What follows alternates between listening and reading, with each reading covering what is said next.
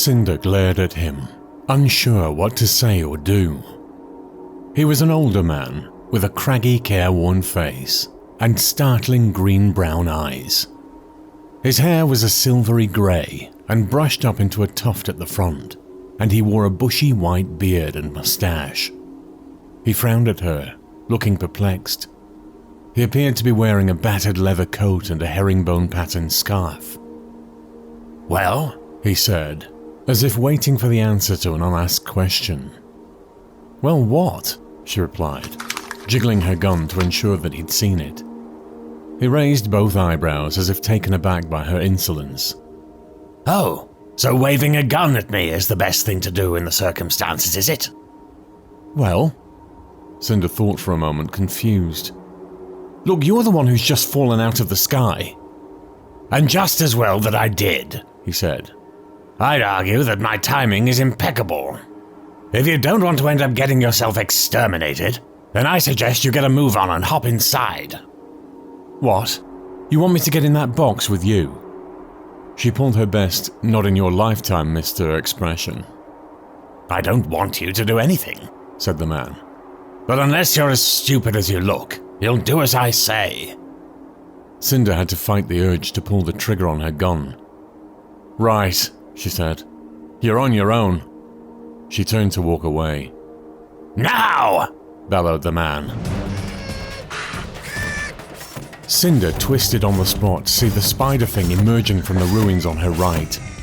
She pointed her gun at the degradation and squeezed the trigger, but as she'd expected, nothing happened. The power had completely drained. Cinder was quickly running out of options. She could stay out here and attempt to fight off a degradation with a gun that would prove about as useful as a wooden club, or dive into a small blue box with an old man who had just fallen out of the sky. "Out of the frying pan into the fire," she muttered, as the degradation came clambering over the remains of the wall, dislodging a flurry of loose bricks.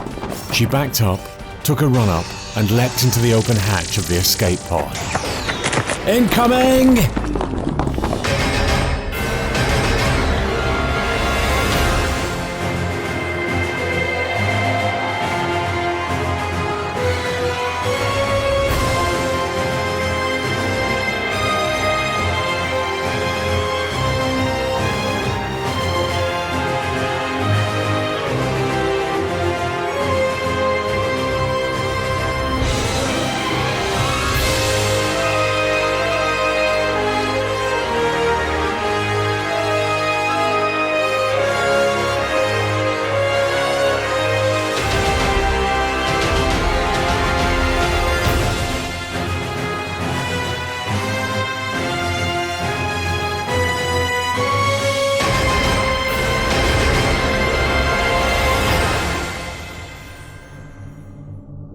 Something didn't feel right. She'd screwed her eyes shut during her fall. She'd opened them expecting to see the old man pressed up against her in a confined space, taking cover from the degradation outside. Instead, the sight of a large circular room greeted her.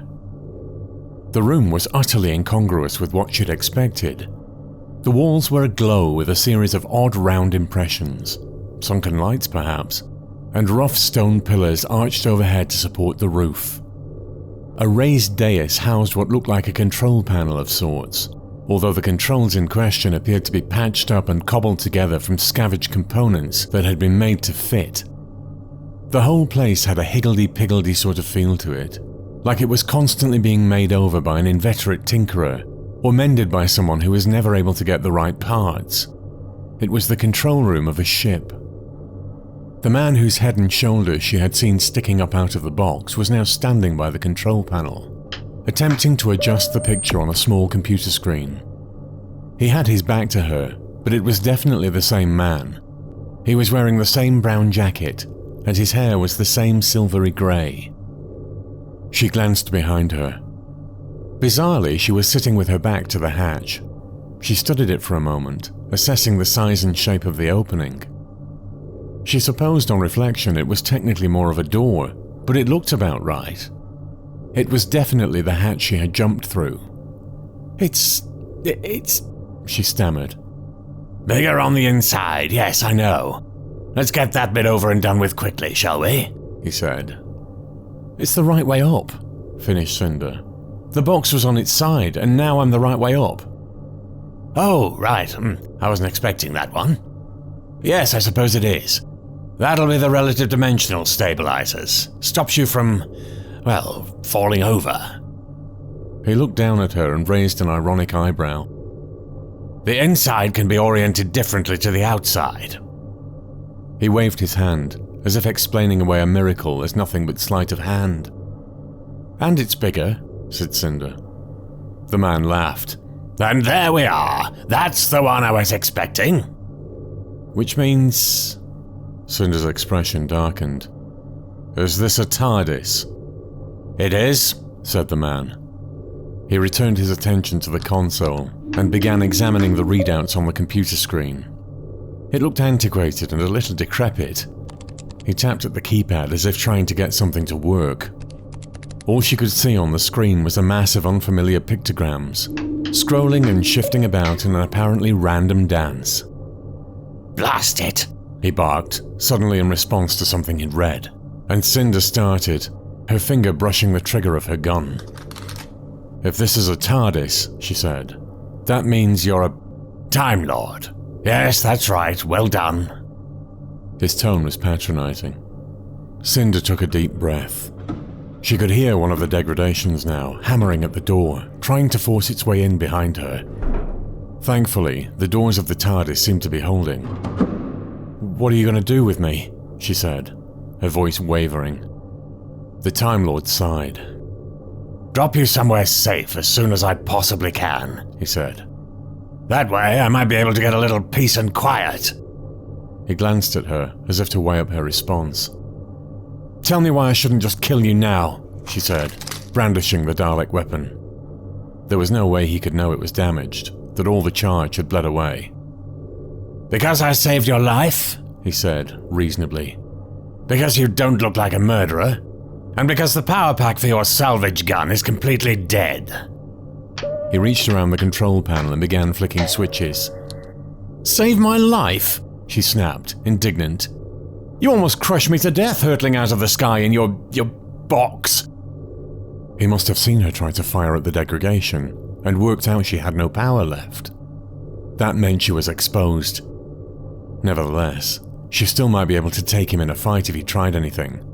She was a lot younger than he was, after all. Oh, I see.